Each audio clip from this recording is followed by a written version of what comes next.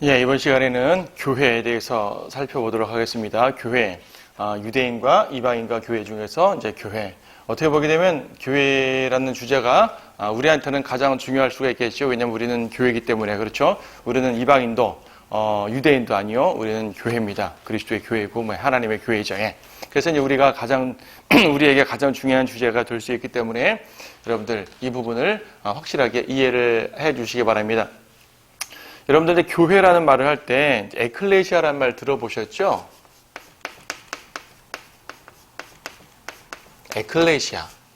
교회라는 단어 뜻이에요. 처치. 이제 헬라어인데요. 헬라어죠. 에클레시아라는 말이 이제 교회라는 말인데, 이 말의 의미는 뭐냐면은 이제, 불러냄을 받은 무리라는 말이에요. 불러냄을 받은 무리. 불러냄 받았어요. 누군가가 불러냄 받았어요. 혼자 불러냄 받은 것이 아니라 내 집단이 불러냄 받은 거죠. 그래서 이제 처치라는 단어 뜻 자체는 무리라는 뜻이 있습니다. 그래서 처치라는 말을 이제 가장 기본적인 번역이 교회지만은 때때로 이 단어는 이제 회중, 무리 이런 개념으로 이제 이해를 할 수가 있어요. 그러니까 집단이라는 의미에서의 교회입니다. 집단. 그래서 지역교회라는 말이 형성이 이제 여기서 우리가 이해할 수가 있는 거죠. 집단. 지역교회는 이제 집단이잖아요. 하나의 무리죠. 무리. 일단의 무리가 불러냄 받았어요. 불러냄 받았는데 불러냈다니요. 그죠? 불러냈어요. 그냥 부르셔다라고만 말해도 관계없는데 불러냈다는 표현을 씁니다. 굳이 영어로 표현하게 되면은요. called out assembly 그래요. assembly가 이제 무리라는 말이고 모임, 무리 그런 말이고요. called out이에요. 바깥으로 불러냈단 말입니다. 부르긴 부르신데 바깥으로 부르셨어요. 어디서 바깥으로 부르셨을까요? 예, 바로 세상으로부터 부르신 거예요. 세상으로부터. 예. 세상으로부터 불러내신 거죠. 넌 더 이상 세상에 있는 존재가 아니야. 너는 나에게 속했어 하고 부르셨단 말입니다. 세상에서 어디로 부르셨어요? 그리스도의 몸 안으로 부르신 것이에요. 그리스도 안으로 부르신 거죠. 물론 우리는 이제 지옥에서 하늘나라로 이제 옮겨진 존재이고 이제 마귀의 흑암의 나라에서 하나님의 나라로 옮겨졌다 이런 여러 가지로 표현을 쓸 수 있지만은 가장 기본적으로는 세상으로부터 불러냄 받았단 말입니다. 이 말은 뭐냐면요. 우리가 단순하게 구원받아서 지옥 가지 않고 멸망하지 않고 이런 것만을 이렇게만 끝낼 것이 아니라 하나님께서 우리를 구원하신 그 위대한 그 은혜 있지 않습니까? 그 은혜의 영광을 찬양하도록 하기 위해서 불러냄 받은 거예요. 그래서 우리는 여러분 구원받았으면 그냥 나 구원받았네 기쁘다 하는 것이 아니라 주님을 지속적으로 찬양하죠. 입술로만 찬양할 것이 아니라 우리의 모든 행실로서 찬양을 드리는 거죠. 우리가 주님께 영광 돌릴 수 있는 그러한 내용들은 꽤 많습니다. 우리의 이제 선한 삶부터 시작해서 우리의 복음 전하는 언행부터 시작해서 모든 것들을 통해 우리가 주님께 영광을 돌려야겠죠. 그것이 바로 우리를 세상으로부터 불러내신 목적이에요. 자, 우리는 불러냄 받은 무리라는 사실을 기억하시고 에클레시아에 대해서는 다음에 다른 이제 얘기하면서 좀 더 등장할 수가 있습니다. 자, 이것을 이제 기본적으로 머릿속에 넣어 두시고 교회에 대해서 자세히 하나하나 살펴보도록 하겠습니다. 자, 교회라는 말을 하게 되면은 여러 가지로 설명할 수가 있는데 가장 기본적으로 이제 할 수 있는 말이 뭐냐면은 그리스도의 몸이죠. 그리스도의 몸입니다. 그리스도의 몸. 가장 기본적인 개념이에요. 그리스도의 몸. 여러분 성경 몇 구절 찾아보죠. 골로새서 1장 말씀. 골로새서 1장 18절 말씀에 이런 말씀이 있습니다. 이제 골로서서, 에베소서 같은 이 신약 서신들, 바울 서신들, 특히 이제 옥중 서신에서 이제 이 교회에 대한 계시가 상당히 많이 들어가 있어요. 골로서 짧잖아요. 에베소서 짧잖아요. 근데 그런 내용들이 교회에 대한 핵심적인 이제 교리들이 많이 들어가 있습니다. 보세요. 골로서서 1장 18절. 그는 몸인 교회의 머리시라. 교회는 몸이에요. 근데 그 교회의 머리가 예수 그리스도란 말이죠.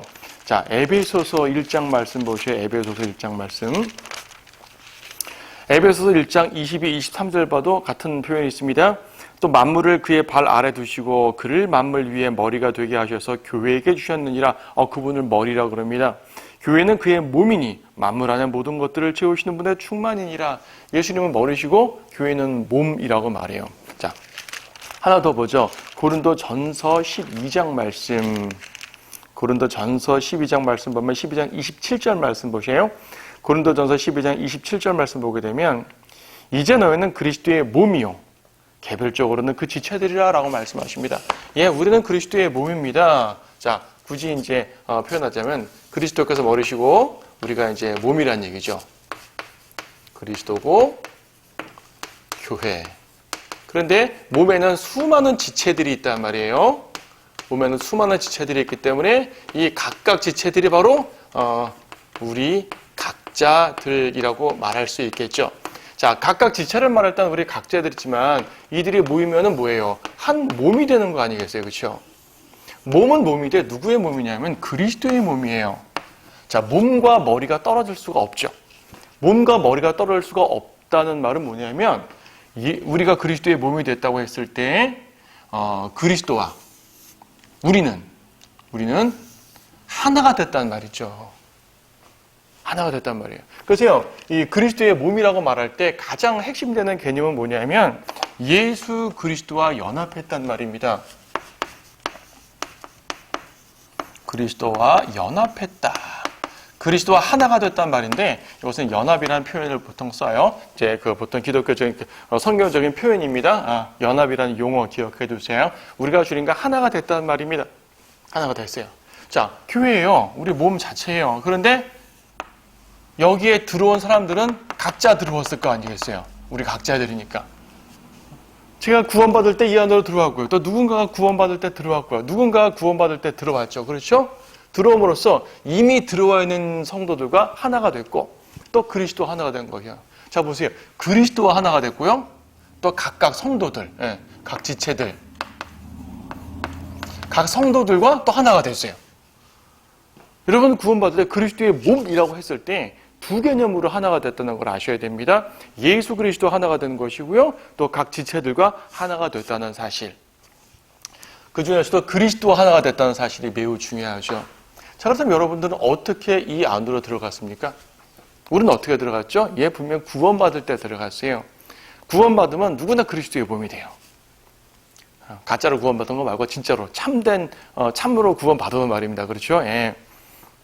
그냥 예수님을 제대로 믿지도 않고 입으로만 영적기도 따라했다고 구원받은 것이 아니라 정말 자신이 죄인인 걸 인정하고 하나님 앞에 고백을 하고 예수님께서 그분의 보혈로 십자가의 보혈로 나의 모든 죄를 다 씻으신 것을 믿는 상태에서 그분을 영접하잖아요. 그러면 이제 분명히 구원을 받은 거죠.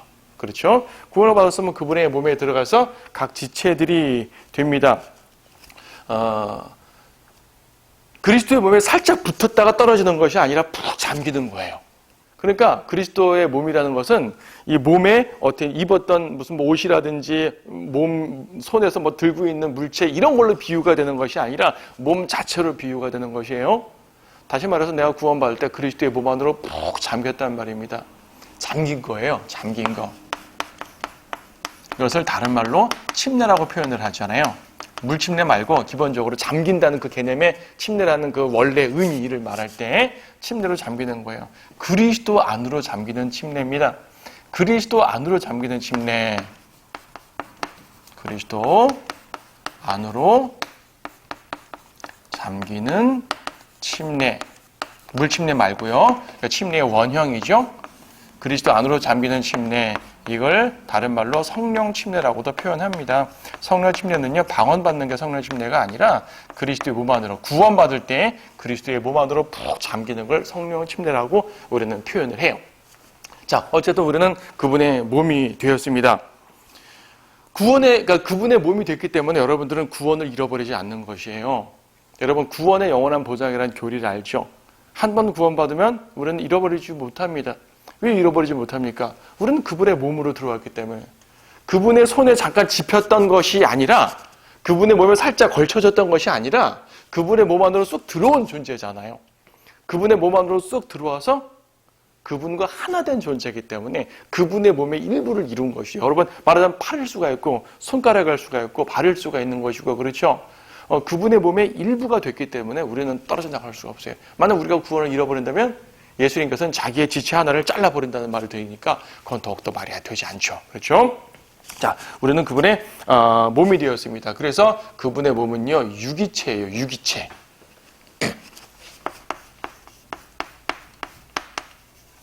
단순한 조직체가 아니라 유기체입니다. 서로서로 유기적으로 연결되어 있는 존재들이고요. 그래서 여러분, 예수님과 우리의 관계도 긴밀해야 되지만 우리 각자의 관계 또한 긴밀해야 돼요.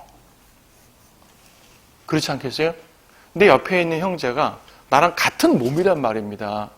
같은 몸인데 싸워서 되겠습니까? 뭐 육신적으로, 인간적으로 좀 잘못했다고 그것 때문에 뭐 갈등이 있어서 되겠습니까? 우리 영적으로 하나 된 몸인데, 그렇죠?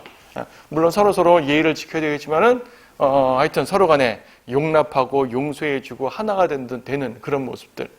가끔 가다가 교회에 보게 되면은 같은 형제를요, 심하게 욕하고 심지어 심하게 저주하는 그런 경우 보게 되는데 그건 정말 잘못하는 일입니다. 그래서는 안 돼요. 우리는 한 몸이거든요, 한 몸.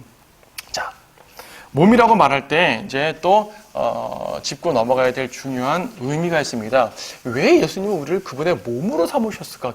굳이. 왜 몸으로 삼으셨죠? 다른 표현할 수 있잖아요. 왜 굳이 몸이라고 하셨을까요? 자, 생각해 보세요. 몸이라는 것은 그분 자신이란 말이잖아요. 좀 직접적으로 말해서 물론 우리가 그리스도 자신이 될 수는 없지만 이런 겁니다. 사도행전에서 예수님께서 승천하셨을 때 말입니다. 예수님은 지상에서 3년 반 동안 하나님의 일을 하셨어요. 아버지의 일을 하셨어요. 무엇으로 하셨죠? 그분의 몸으로 하셨습니다. 그분의 몸으로 다니시면서 직접 병자들도 고치시고 바리새인들에게 책망도 하시고 위대한 말씀들도 하시고, 그렇죠? 설교들도 하시고 가르침도 주시고 많은 일들을 행하셨단 말이에요. 그분의 몸으로 행하셨어요. 근데 예수님은 승천하시면서 그분의 몸이 지상에 없어요. 그분의 물리적인 몸은 지상에 없단 말입니다. 지상에 없고 물론 그분의 영이 오셨죠. 성령께서 오셨습니다. 영이 오셨는데 이 영께서 몸 없이 무엇을 하시겠어요? 물론 영이란 존재는 바람과 같은 존재이기 때문에 육체 없이 무엇을 할 수가 있는 기본적으로 그런 존재가 아닙니다. 그래서 하나님께서도 그분의 영으로 이 땅에 오셨을 때 몸이 필요한 거죠. 어떤 몸이에요? 성도들의 몸이 필요한 것이죠.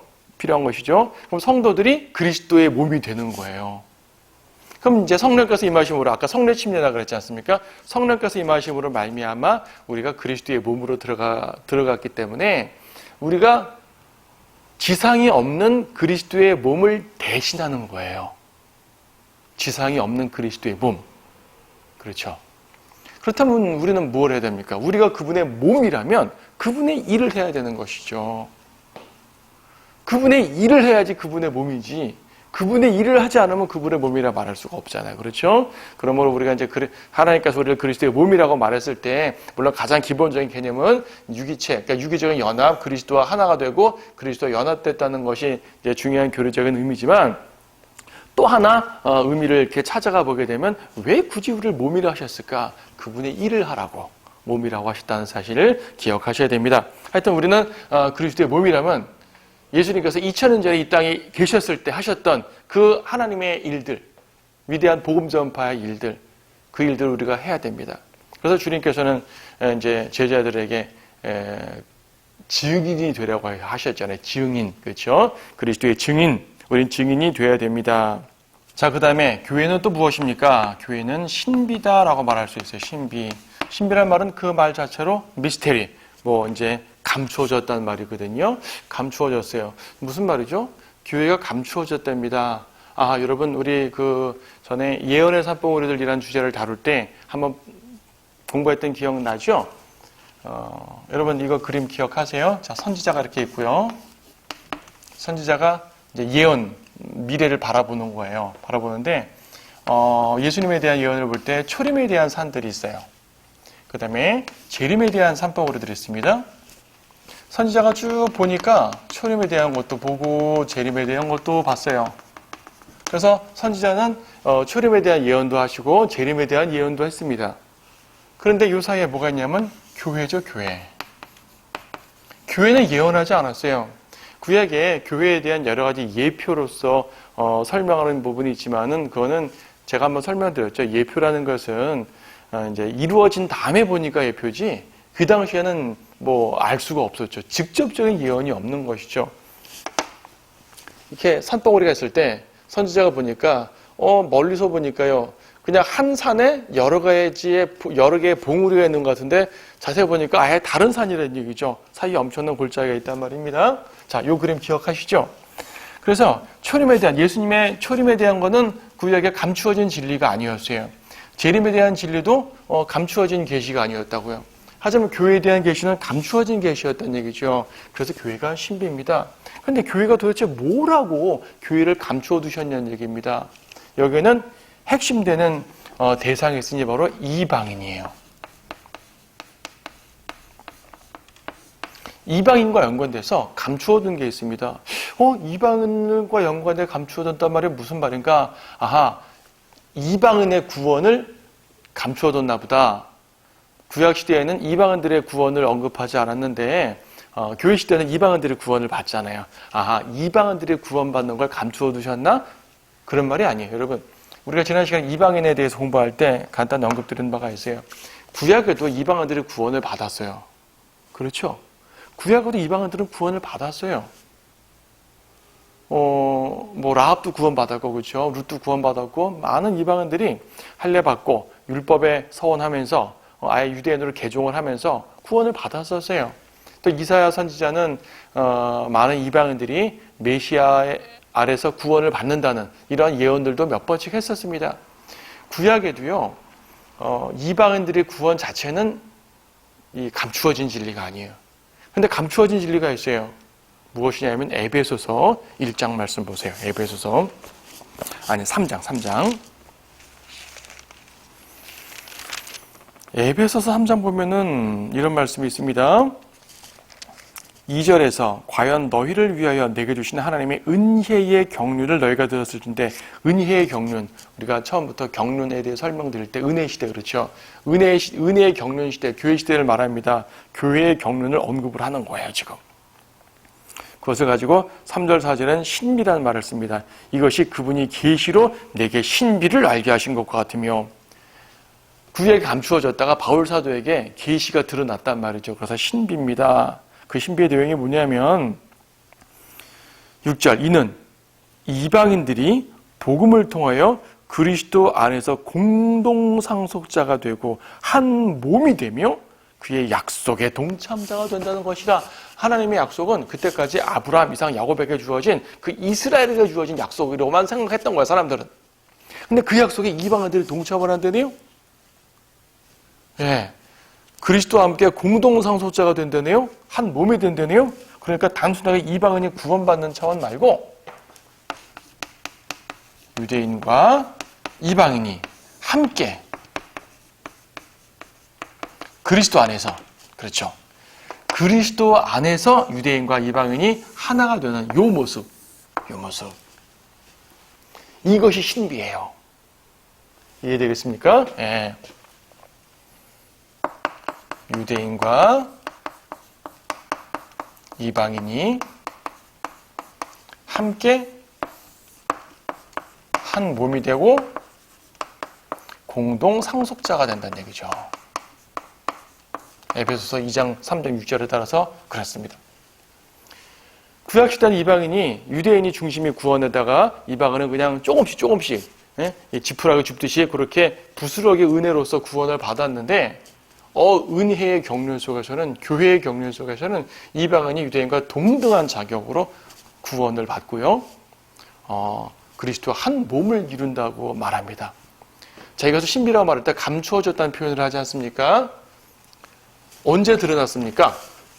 구약엔 감추어졌다 그랬어요. 자, 이 부분을 한번 정리를 해보죠. 교회는요,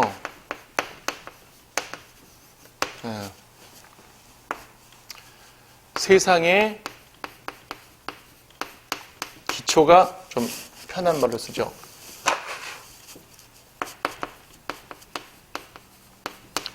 창세전의 선택.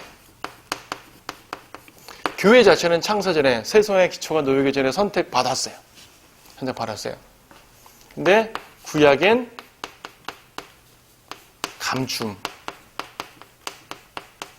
감추어져요. 그 다음에 이제 오순절의 형성. 오순절의 형성되고요. 바울에게 계시됩니다. 자, 이것만 알아도 교회에 대해서 너무나 많은 걸 아는 것이죠. 교회는 창세전에 선택이 되었습니다.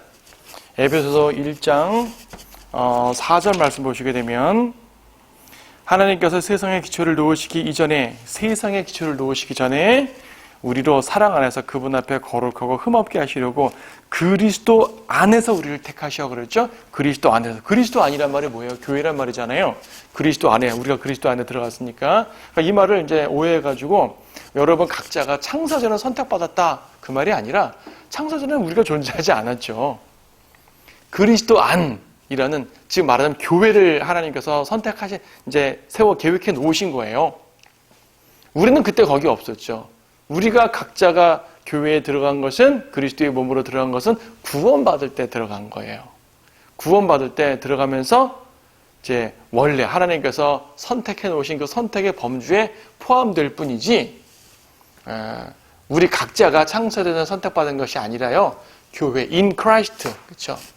그리스도 안에서라 그랬지 않습니까? 그리스도 안에서. 교회라는 것 자체가, 이 자체가 창세전에 선택을 받은 거예요. 하지만 구약이 감추어졌다 그랬죠? 아까 설명드렸죠? 십자가 이후 오순절에 형성되었어요. 사도행전 2장을 보게 되면은 사도들이 이제 집체적으로 성령님을 받잖아요. 성령님께서 처음으로 세상에 이제 신약적으로 임하신 거죠. 구약에도 성령님께서 잠깐씩 임하실 수는 있었지만 우리 안에 다 거주하시고 우리를 그분의 몸으로 삼으시는 그러한 새로운 성령의 역사는 오순절에 이제 형성이 됩니다. 그래서 오순절에 교회가 형성되는 거예요. 교회가 형성. 그전까지 교회가 없었죠. 이때 교회가 형성되는 것입니다. 그 다음에 바울에게 계시가 되죠. 물론 첫 번째 계시는 베드로에게 있었어요. 마태복음 16장 16절에 보게 되면 베드로에게 첫 번째 교회라는 말이 계시됐지만 그때는 교회라는 이제 이제 단어만 계시됐을 뿐이지 베드로는 교회가 뭔지 몰랐고요. 구체적으로 교회에 대한 모든 신비를 알려주신 것. 좀 전에 우리 에베소서 3장에 봤잖아요. 바울이 나에게 그 신비가 알려졌다고 말합니다. 바울에게 교회에 대한 모든 계시가 들어가요. 그래서 여러분들 교회에 관련된 이 교리를 정확히 하려면은 바울 서신을 봐야 돼요. 그리고 바울 서신이 교회와 연관된 계시로서 쓴 책이 이제 바울 서신이다 보니까 바울 서신이 교회 시대의 직접적인 교리가 돼요. 구약 성경은 우리의 직접적 교리가 아니죠. 구약 성경은 우리가 이제 교훈을 얻지만 하나님의 귀한 영적 원리를 발견하고 그분의 뜻도 발견하고 그분 이제 교훈을 얻지만은 구약 성경에 있는 규례 자체가 우리의 규범은 아니죠. 사복음서에 있는 규범도 우리의 규범이 아닙니다. 엄밀히 말해서는. 하지만 가장 직접적으로 교회의 규범이 되는 것은 바울 서신들, 로마서부터 빌레몬서까지. 왜냐하면 그것이 교회에 대한 계시 가운데 쓰여졌기 때문에 우리에게 주어진 직접적인 말씀들입니다. 자, 교회는 신비라는 거 기억하십시다. 그래서 교회는 아까 은혜의 경륜 말했잖아요. 은혜의 경륜, 은혜 시대. 은혜 시대의 유일한 그분의 백성이에요. 현재는 이스라엘도 하나님의 백성이 아니라, 물리적인 이스라엘은 하나님의 백성이 아니라 이스라엘도 그리스도 안에 들어온 개인들만 교회가 되니까 현대에는 교회, 그러니까 신약 시대에는 교회만이 하나님의 유일한 백성이다. 그 사실을 기억해 두시기 바랍니다.